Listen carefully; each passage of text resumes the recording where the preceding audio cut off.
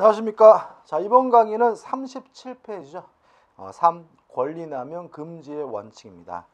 일단 의의는 말 그대로 권리는 남용하는 것이 허용되지 않는다는 건데요. 1번 권리남용의 유래가 나와요. 교재도 한번 읽어보시되 사례를 소개시켜드리면 독일에서 있었던 일인데요. 갑이라는 사람이 살고 있고요. 이웃에 을이라는 사람이 살고 있었어요. 근데 이게 담입니다. 경계. 근데 갑과 을이 철천지 왼수했거든요. 그래서 갑은 을이 잘 되는 꼴을 못 보겠는 거죠. 근데 어느 날 창밖을 쳐다보니까 을이 땅을 파고 있는데 우물을 파고 있다는 말이죠.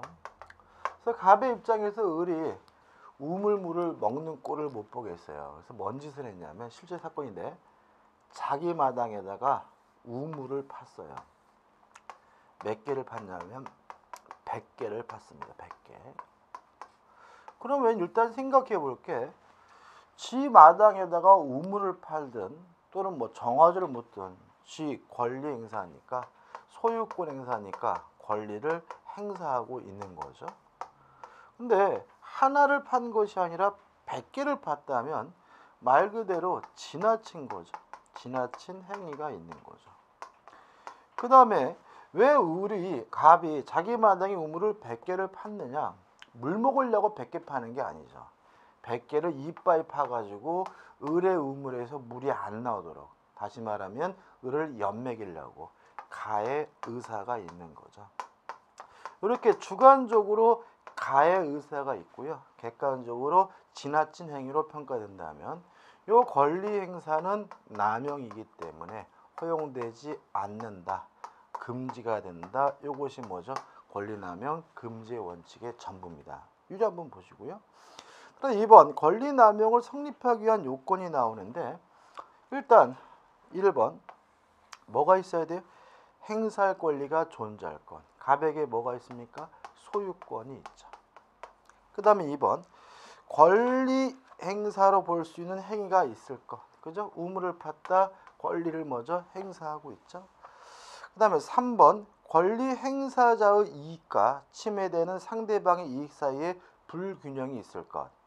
쉬운 말로 하면 지나친 행위가 있을 것이죠. 자, 여기서 이제 문제가 되는 것은 우리 학설은 요 권리 행사가 있고 그것이 지나치게만 하면 그것이 남용이다라고 이해를 합니다. 이에 반해 조립할래는 주관적 요건으로서 뭐까지 필요하냐면 가의 의사까지 필요하다는 거죠. 그래서 관련 판례 내용은 뭐냐면 지나친 행위가 권리 남용으로서 허용되지 않으려면 주관적으로 엿먹이려는 의사, 가의 의사가 있어야 된다는 내용이니까 좀 기억해 두시 바라고. 따라서 우리가 수험者기억할 것은 요거죠. 가의 의사가 있었고 지나친 행위가 있다면 그것은 남용이기 때문에 뭐가 돼요? 금지가 된다라고 판시하고 있는 거죠. 자, 3번 권리 남용에 관한 판례들이 나옵니다. 갑을은 설명드릴 게 없어요. 너무나 상식적입니다. 한번 읽어보시면 될 것 같고. 나번해가지고 속권의 남용의 경우는 또 요거죠. 우리가 이놈이 심심하면 저한테 소송을 제기해요. 승소할 가능성도 없는데. 근데 문제는 뭐냐면 소송을 제기하는 것은 뭐이긴 해요? 권리 행사이긴 한데 저한테 한 달에 소송을 10개나 걸었어요. 그럼 뭐예요? 지나친 거죠. 그 다음에 승소 가능성도 전혀 없는데 무조건 저한테 소송을 걸고 있다면 저를 뭐 하려고 하는 거예요? 엿먹이려고 하는 거죠.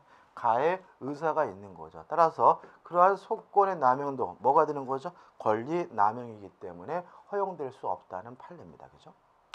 그 다음에 다음은 동시이해 항변권의 행사가 권리 남용에 해당하는 경우. 이것도 어렵지 않습니다. 한번 읽어보시면 될 것 같고. 그 다음에 라번에서 구축의 인륜에 반하는 거. 제가 저번 강의 때 비정한 딸 사건을 말씀드렸는데 제가 또 한 번 설명드렸죠. 그죠? 자, 기억나실 거예요. 저번 강의 때. 미국에 살고 있는 딸이 한국에 자신의 주택에 거주하고 있는 자신의 아버지와 남동생에게 나가라 명도를 청구하는 반환을 청구하는 소송을 제기했어요. 물론 딸에게는 요 주택에 대한 뭐가 있어요? 소유권이 있고 내 집에서 나가라고 요구하는 것은 뭐이긴 해요? 권리 행사이긴 하죠. 자, 근데 문제는 뭐냐면 요 딸이 미국에 거주하고 있다는 거죠. 다시 말하면 어차피 남동생과 아버지를 내놔봤자 뭐 뺏기 못 돼요? 새 뺏기 못 노는 거죠. 따라서 아버지나 남동생에게 차임을 달라고 청구하는 거, 이것은 뭐죠? 지나친 것이 아니겠지만 무턱대고 나가라고 하는 것은 뭐예요? 지나친 것이죠. 가해 의사가 있나요? 어차피 살 집이 아니라면 결국은 나가라고 지랄거리는 것은 결국 뭐예요? 아버지 엿먹고 남동생 엿먹으라는 뭐가 있는 거죠? 가해 의사가 있는 것이니까 이것은 권리남용으로서 뭐 되지 않는 거죠? 허용되지 않는 거죠. 한번 읽어볼까요? 4번. 외국에 이민을 가 있어 주택에 입주하지 않으면 안 될 급박한 사정이 없는 딸이 고령과 지병으로 고통을 겪고 있는 상태에서 달리 마땅할 거처도 없는 아버지와 아버지를 부양하면서 동거하고 있는 남동생이 제가 뭐라 했죠? 소아마비라고 했죠. 상대로 자기 소유 주택의 명도 및 퇴거를 청구하는 행위는 인륜에 반하는 행위로서 권리 남용에 해당한다라고 판시하고 있는 거죠. 그다음 4번 판례는 안 보셔도 될 것 같아요. 그러니까 이게 뭐냐면 좀 지엽적인 것 같아요. 명신탁이니까. 그다음 이제 4번 판례는 또 이런 얘기입니다. 지금 갑이 있는데 이 갑이게 A라는 아들도 있고 B라는 아들도 있어요. 근데 A는 성년자고요. 둘째 아들인 B는 뭐죠? 미성년자인데 갑의 입장에서 A는 참 이뻐. 그죠? 미치겠어.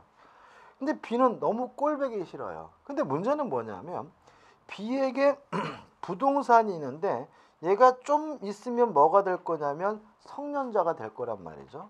그래서 성년자가 되기 전에 자신이 친권자란 이유로 B의 재산을 A에게 뭐 해버렸냐면 증여를 해버렸어요. 이것이 권리남용이냐 요 문제예요. 일단 친권자는 미성년자의 권리를 대리할 수 있으니까 권리도 있고 증여하는 것은 뭐에 해당하죠? 권리 행사에 해당하죠. 그렇지만 아무런 대가도 없이 큰 형한테 증여해버린 것은 명백히 뭐예요? 지나친 것으로 보이고요.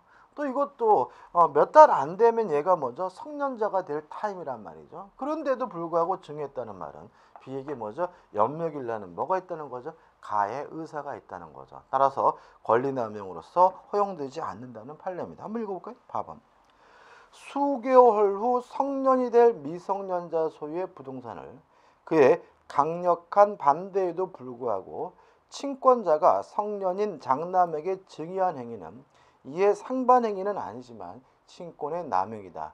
권리의 남용으로 소용되지 않는다라고 판시하고 있습니다. 그 다음에 4번 송전선 사례 이거 조심하셔야 돼요. 송전선 사례. 자, 이게 좀 중요한데. 자, 왜 보면 어떤 얘기냐면 송전선이요. 자기 토지 위로 집 위로 지나가요. 요 송전선이 깔릴 때는 건설될 때는 아무 말 안 하다가 수십 년이 흐른 후에 요 송전선을 철거해달라고 요구하는 것이 혹시 신의칙에 반하는 것이 아니냐. 왜냐하면 건설할 때는 아무 소리 안 했다가 이제 와서 철거해달라고 요구하면 금반원의 원칙이 적용될 여지가 있는 거죠. 그 다음에 또 무턱대고 철거해야 되는 것이 권리 남용인 거 아니냐. 요 두 문제인데 일단 우리 판례는 신의칙에 해당하지도 않고요. 권리 남용도 아니기 때문에 철거해달라고 요구하는 것은 가능하다는 것이 우리 판례에 확립된 태도입니다. 그래서 보통 이게 중요한 이유가 뭐냐면 문제가 어차피 권리 남용이 아닌 것은 긴 것은 이렇게 물어볼 테니까 이 권리 남용이 아닌 것 또 신의칙에 반하지 않는 것을 꼭 기억해 두셔야 되겠죠. 다시 한번요. 송전선을 철거해 달라고 요구하는 것은 뭐에 반하지 않습니까? 신의성실의 원칙에 반하지도 않고요. 무엇도 아닙니까? 권리남용도 아니기 때문에 철거해 달라고 요구하는 것이 가능하다는 것이 우리 판례의 태도입니다. 자, 왜 그런지 이유를 좀 설명드릴게요. 자, 이런 문제입니다. 제가 어렸을 때는요, 송전선이 해로운지를 몰랐어요. 송전탑이 해로운지를 몰랐어요. 막 비 오면 막 웅웅 그래도 저는 어렸을 때 막 송전탑 위에 기어 올라가서 막 놀고 그랬던 기억이 나거든요. 아마 그런 기억 가신 분들 많으실 거예요. 다시 말해 우린 과거에는 그것이 해로운지를 몰랐어요. 근데 최근에 뭐 송전섭이 지나가는 뭐 마을은 뭐 암 환자가 급증하고 뭐 전자파 때문에 해롭고 막 이런 사실을 우리가 새롭게 알게 된 거죠. 그렇기 때문에 지나가는 송전선에 대해서 철거해달라고 요구하는 것은 뭐에 반하지 않아요? 신의칙에 반하는 것도 아니고요. 권리남용에도 해당하지 않는다라고 우리 판례가 판시하고 있다는 거 따로 꼭 기억해 두시기 바랍니다. 그 다음에 아범 판례가 어떻게 보면 권리남용과 관련돼서 가장 흔한 사건입니다. 판례들이 몇 가지 있는데 그냥 일반적인 거 설명드리고 한번 읽어보면 되는데, 이게 일반론적인 이런 게 많습니다. 갑이라는 사람이 땅을 가지고 있고요. 인근에 이제 학교가 있는 거죠. 학교가. 별 문제 없이 잘 살았는데 갑이 측량을 해보니까 학교가 자신의 토지를 예를 들어서 한 평만 한 2평 정도를 침범하고 있다는 사실을 갑이 뭐죠? 알게 됐어요. 그럼 보통 이제 학교와 갑은 어떻게 하냐면 요 2평에 대해서 매매 교섭을 하게 됩니다. 학교가 뭐라 그래요? 파십시오. 죄송합니다. 이런단 말이죠.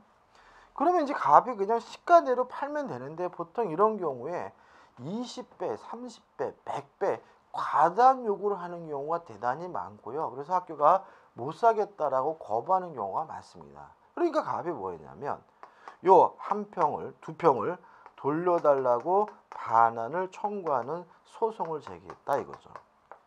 자, 근데 문제는 학교 건물의 기둥이 요 2평에 걸쳐 있는 바람에 만약에 반환해 주게 되면 학교 건물을 철거할 처지에 처해져 있다면 갑의 요구는 뭐예요?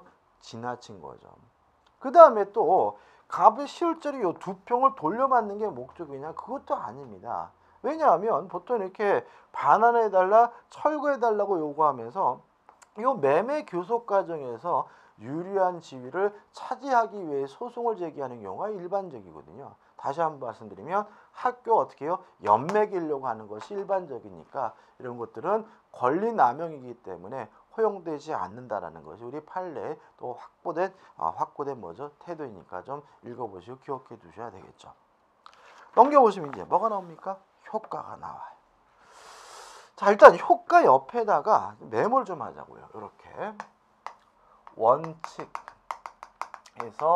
권리 박탈 적고 가입표 예외 친권의 남용의 경우에는 박탈될 수가 있다.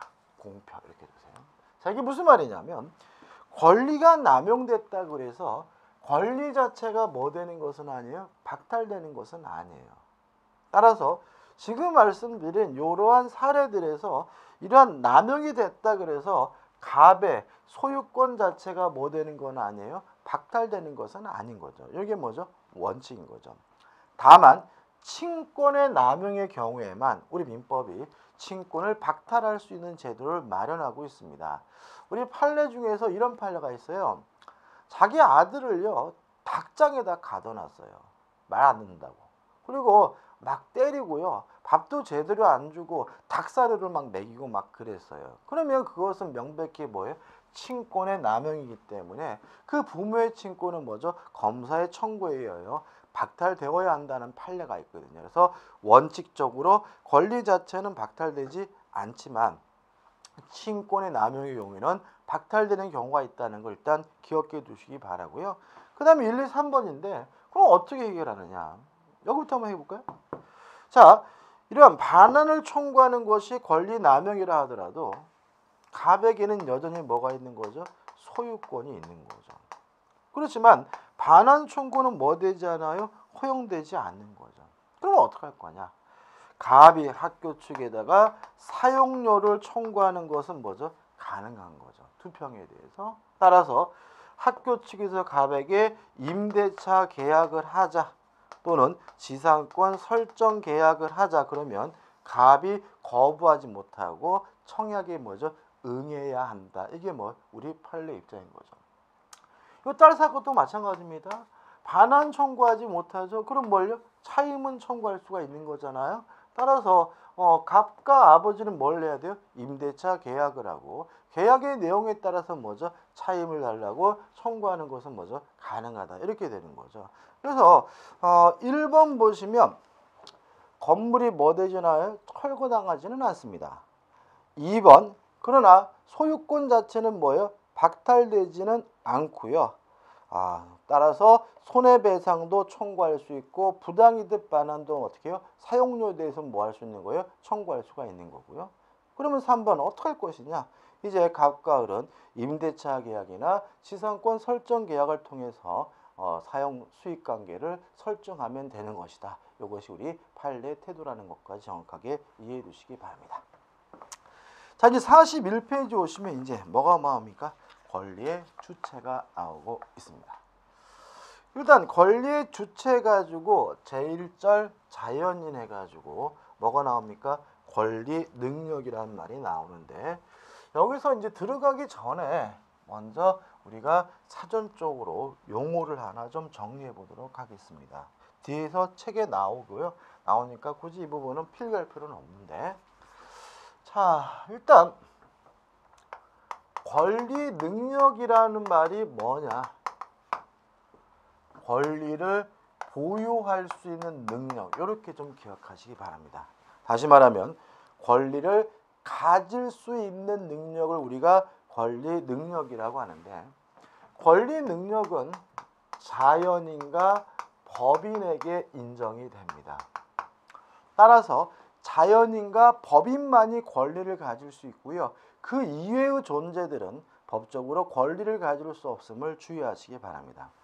그 다음에 이 법인은 우리가 나중에 따로 공부할 거고 오늘 뭐죠? 오늘 뭐 들어가는 거죠? 자연인을 들어가는 거죠.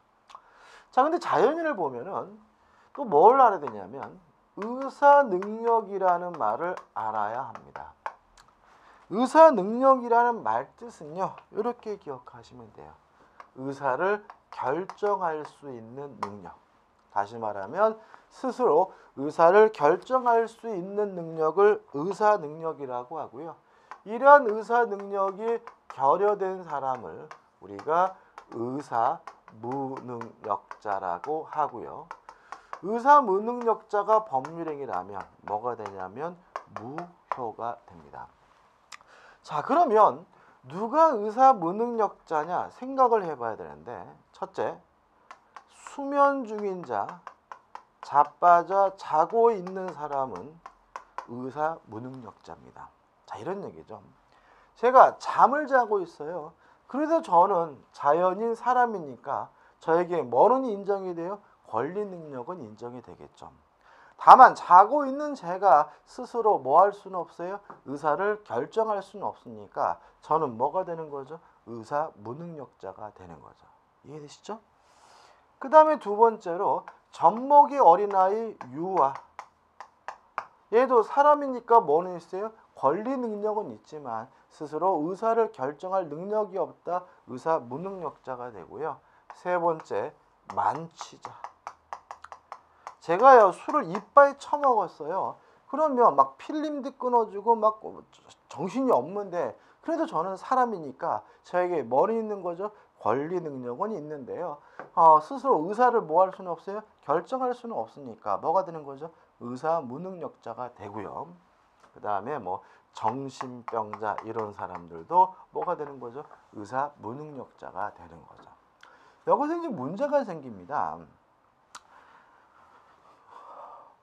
몇 살부터 의사 능력이 있는 거냐라고 저한테 여쭤보신다면 저는 잘 모르겠습니다라고 말할 수밖에 없습니다. 왜냐하면 사람에 따라 다르는 거죠. 예를 들어 가지고 7살 먹은 꼬마라 하더라도 걔가 똘똘하고 뛰어난 능력이 있다면 의사 능력이 있다라고 평가될 수도 있는 거고요. 반대로 17살이나 먹었다 하더라도 띨띨하다면 뭐가요? 의사 능력이 없다라고 할 수 있는 거예요. 만취자도 그렇죠. 얼마나 먹어야 만취자가 됩니까? 잘 모르겠습니다. 왜요? 사람에 따라 다르잖아요. 저같이 술을 잘 먹는 사람, 못 먹는 사람은 소주 한 반 병만 먹어도 만취자가 되지만 뭐 술을 잘 드시는 분이라면 소주 10병을 먹어도 만취자가 아닐 수 있는 거 아닌가요? 따라서 이 의사 무능력자 제도는 사람에 따라 다르고 때에 따라 다르고 케이스 바이 케이스이기 때문에 우리 민법에는 의사 무능력자에 대한 규정을 두고 있지는 않아요. 그 대신 우리 민법은 이렇게 능력이 부족한 사람을 유용화, 정형화 해가지고 따로 규정을 두고 있는데 그런 사람 우리가 제한 능력자라고 하고요. 제한 능력자는 동의 없이 법률 행위를 하게 되면 제한 능력자 행위는 원칙적으로 취소할 수 있다라고 따로 규정을 두고 있는 거죠. 이 점도 우리가 사전적으로 좀 기억하시고 구체적인 내용을 들어가자고요. 자, 첫 번째 뭐가 나옵니까? 권리 능력이 나옵니다. 자, 3조가 나옵니다. 3조 이렇게 나와있죠. 사람은 생존한 동안 권리와 의무의 주체가 된다. 다시 말하면 자연인은 권리를 가질 수 있는데 자연인이 권리를 갖기 위해서는 뭐 해야 돼요? 생존해야 된다는 거죠. 그럼 여기서 좀 생각할 문제가 생기는 거죠. 자, 그러면 생존해야 된다는 말은 출생해서 사망할 때까지 권리 능력이 있다 사람이란 얘기인 거죠. 그죠? 그러면 출생하는 시점은 언제냐? 이 문제에 대해서 우리 민법은 전부 노출서를 취합니다. 따라서 아이가 엄마 몸에서 전부가 다 나와야지만 그때 비로소 권리 능력을 갖고요. 그때 비로소 뭐가 되죠? 사람이 된다는 뜻입니다. 형법은 좀 달라요. 형법은 진통소를 해가지고 산모가 산통을 시작하게 되면 이미 엄마 뱃속에 있어도 사람이 되는 거다라고 규정을 하고 있거든요. 형법은. 왜 그러냐면 법의 목적이 달라서 그러거든요. 예를 들어서 제가 만약에 산부인과 의사인데 엄마 뱃속에 있는 아이를 의료 행위를 잘못해가지고 죽게 만들었어요. 그러면 전부 노출설에 따르면 엄마 뱃속에 있는 아이는 사람이 아니니까 뭐 할 수 없어요? 처벌할 수가 없는 거죠. 근데 진통소를 취하게 되면 산모가 뭘 시작하게 되면요, 산통을 시작하게 되면 엄마 뱃속에 있는 아이라 하더라도 사람이고 제가 의료 행위를 잘못해서 그 아이가 죽었다면 업무상 과실치사죄로 뭐 할 수 있어요? 처벌할 수 있다는 입장에서 형법은 뭘 취하는 거죠? 진통소를 취하는 거죠. 며칠 전에 제가 그 인터넷 뉴스를 보니까 재밌는 걸 봐서요.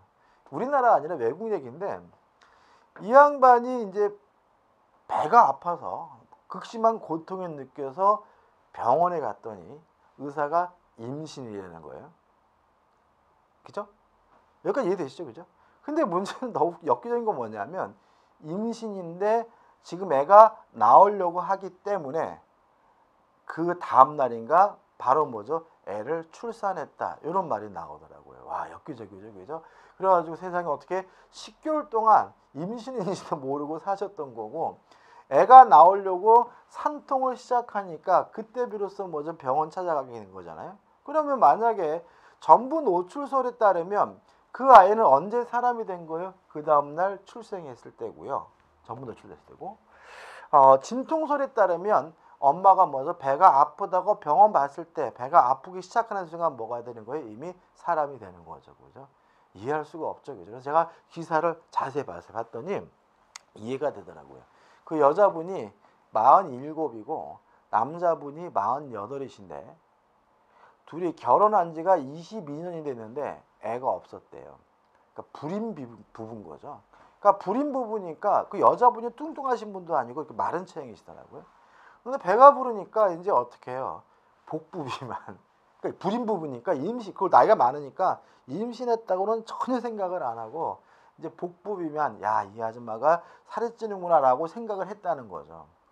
그랬더니 뭐예요? 임신인 거죠. 아무튼 결과적으로 두 분이 얼마나 기뻐했을까 행복했을까라는 생각만 해도 유쾌하긴 한데, 아무튼 우리 민법은 언제요? 전부가 노출돼야지 그때 비로소 사람입니다. 자, 그럼 생각해 보자고요. 출생하기 전인 태아는 우리 민법상 원칙적으로 사람이 아닌 거죠. 권리 능력이 아닌 거죠. 없죠. 왜요? 전부가 노출돼야 뭐죠? 사람이니까요.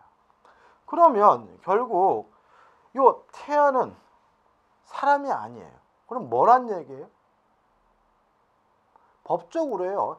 태아는 사람이 아니라 엄마 신체의 일부로 평가됩니다. 다시 말하면 엄마 몸속에 있는 폐다, 간이다, 심장이다 같은 장기의 일부 정도로 평가가 돼요. 이해되시죠? 그죠? 따라서 어떤 일이 발생하게 되냐면 교통사고를 당해서 임산부가 유산하게 되면 보험회사 직원이 아주 곤란해합니다. 왜 그러냐면 유산하게 되면 사람이 죽은 게 아니라 엄마가 뭐 한 거예요? 다친 거죠. 태아는 뭐의 일부예요? 엄마 신체 일부니까요. 그러면 유산은 경상일까요? 중상일까요? 경상입니다. 왜냐하면 유산했다 그래서 장기간 뭐 임신 가려가 필요한 것도 아니고요. 뭐 장애가 남는 것도 아니거든요. 그래서 경상이에요. 그러니까는 요 보험회사 직원 입장에서는 법적으로 줄 돈이 거의 없어요. 근데 가족들은 그렇게 생각하나요? 아이가 유산했다 그러면 우리 아이가 뭐요?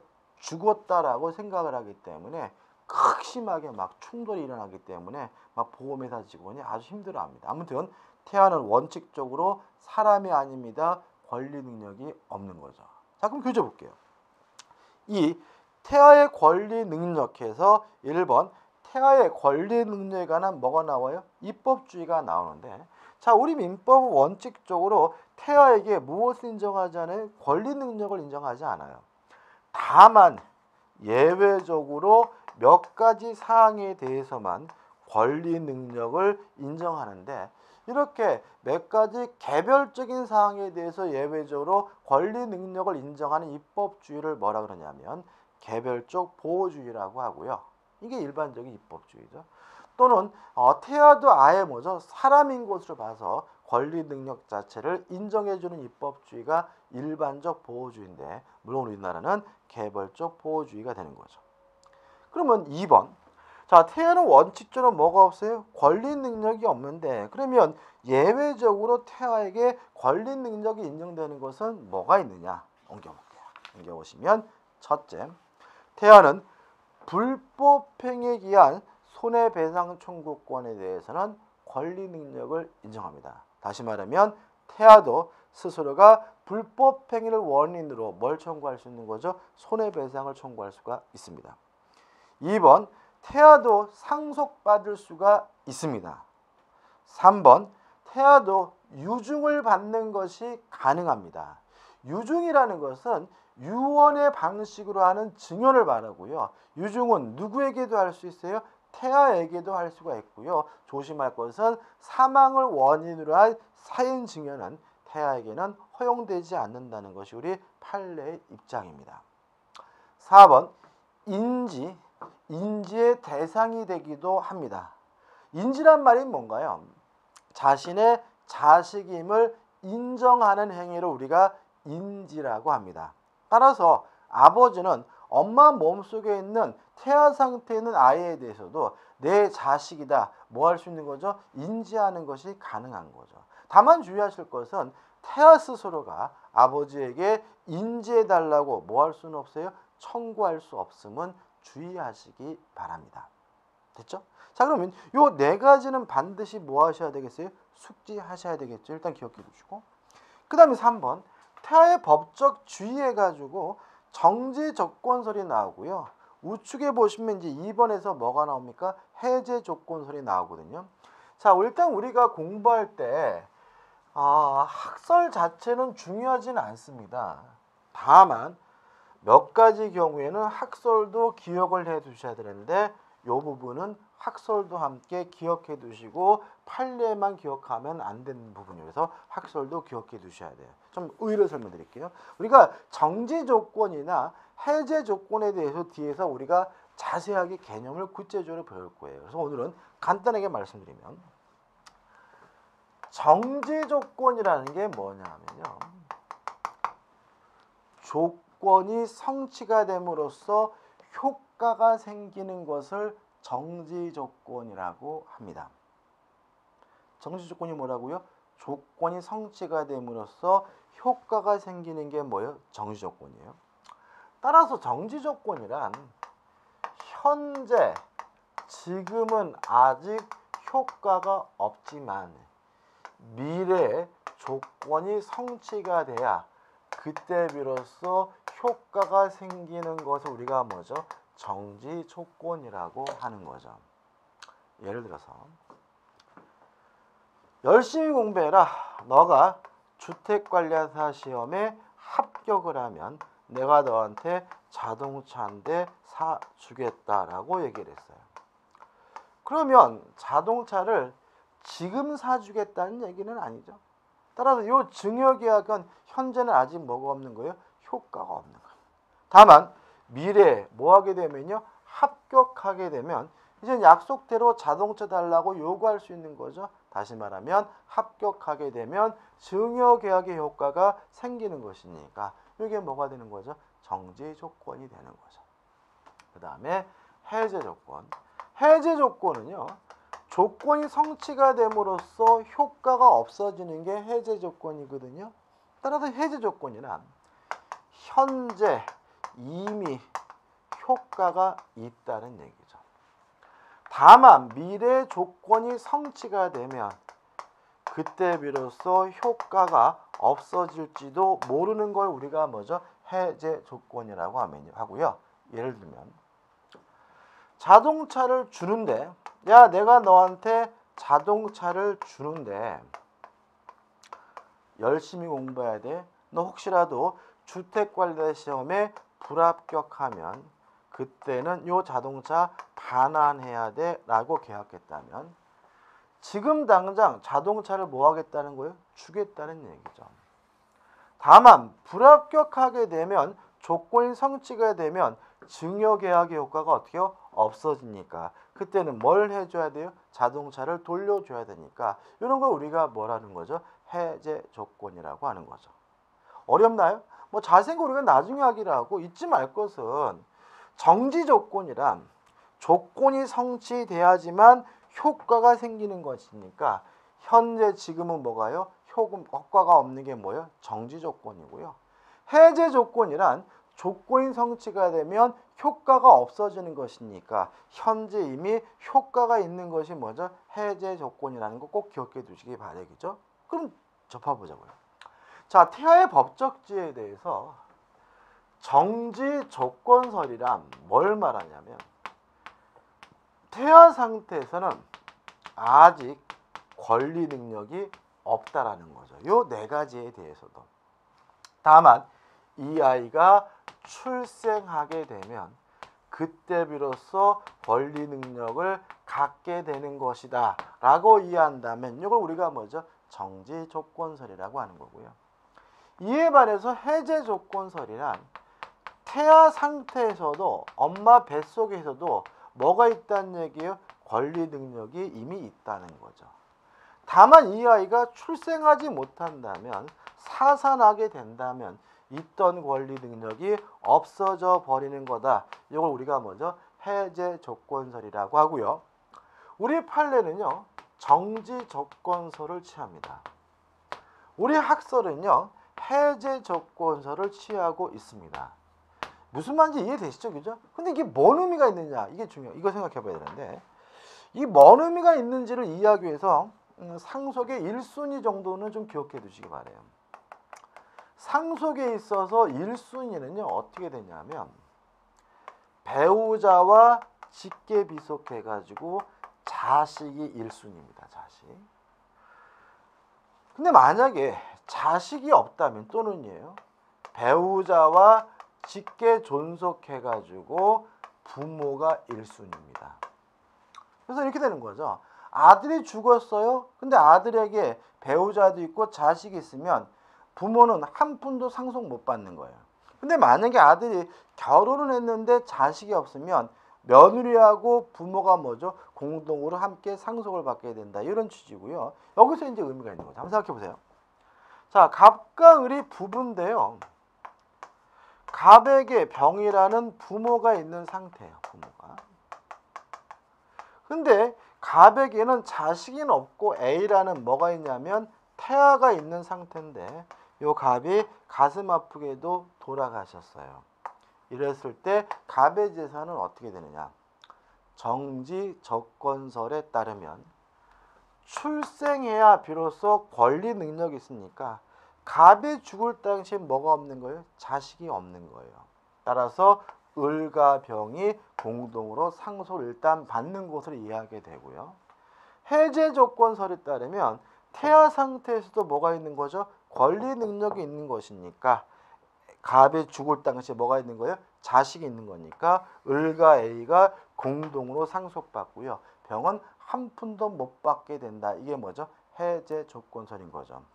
어떤 학설이 옳고 그른지는 뭐 우리가 판단할 문제는 아니고 개인적으로 생각해 보시면 되고요. 여기까지 이해하시기 바라고 이제 마지막으로 실용적으로 우측에 4번이 나옵니다. 이런 말이 나와요. 태아가 권리 능력을 취득하기 위한 전제 조건에서 진하게 뭐라고 적어놨죠? 살아서 출생할 것. 무슨 말입니까? 자, 정지 조건설에 따르면 출생해야 비로소 권리 능력을 가져요. 해제 조건설도 가만 보면 태아 상태에서도 권리 능력이 있지만 사산하게 되면 출생하지 못하면 권리 능력이 어떻게 해요? 없어지잖아요. 따라서 시작은 다르지만 어차피 맺히든 해치든 반드시 뭘 해야지만요? 출생을 해야지만 권리 능력이 인정된다는 점은 두 학설의 뭐죠? 공통적인 거죠. 따라서 이제 다시 앞으로 할게요. 앞으로 가셔가지고 앞에 자칫 가셔가지고 1번 불법행위에 의한 손해배상 청구권, 상속인이, 유종인이, 인진이 이러한 것들도 어떤 학설을 취하든지 간에 아이가 반드시 뭘 해야 돼요? 출생을 해야 된다는 것이 기본 전제임을 꼭 기억해 두시기 바랍니다. 학설 차이가 별로 없는 거예요. 그죠? 요거만 차이가 있는 거죠. 그죠? 그럼 이렇게 되는 거죠. 예를 들어 가지고 임산부가 교통사고를 당해서 유산했어요. 그러면 그 아이는 뭐 하지 못했어요? 출생하지 못했으니까 불법행위에 의한 손해배상 청구권 인정되지 않아요. 따라서 보험회사가 보상해 줄 게 없는 거예요. 거의. 근데 만약에 교통사고를 당한 아이가 출생하긴 했는데 기형아가 되거나 아니면 출생한 직후에 너무 빨리 애가 나와서 생존했다가 사망했다면 그 아이는 불법행위를 이유로 뭘 청구할 수 있는 거죠? 손해배상을 청구하는 것이 가능하다는 얘기죠. 반드시 뭐는 해야 돼요? 출생은 해야 돼요. 독일에서 어떤 일이 있었냐면 라인강의 공장에서 화학물질을 방류를 했어요. 그러는 바람에 인근에 있는 도시에서 임산부들이 많은 분들이 유산을 했고요. 아이를 낳더라도 뭘 출생했냐면 기형아를 출생했어요. 그러면 유산하신 분들은 그 아이에 대한 불법행위에 의한 손해배상 청구는 할 수가 없는 거예요. 왜요? 출생을 못했으니까. 다만 기형아로 출생한 아이들은 그 화학공장을 상대로 불법행위 원인으로 뭘 청구할 수 있는 거죠? 손해배상을 청구할 수가 있는 거죠. 이번 상속권도 마찬가지고 유증도 마찬가지고요. 인지도 마찬가지고 다 결론은 뭐가 되는 거죠? 출생을 해야 핏대비로서 뭐죠? 권리 능력이 인정된다는 것이니까 이 정도 우리가 이해하시고 숙지하시면 되겠죠. 자, 이번 강의 여기까지 하고요. 다음 강의 때 이어서 가도록 하겠습니다. 감사합니다.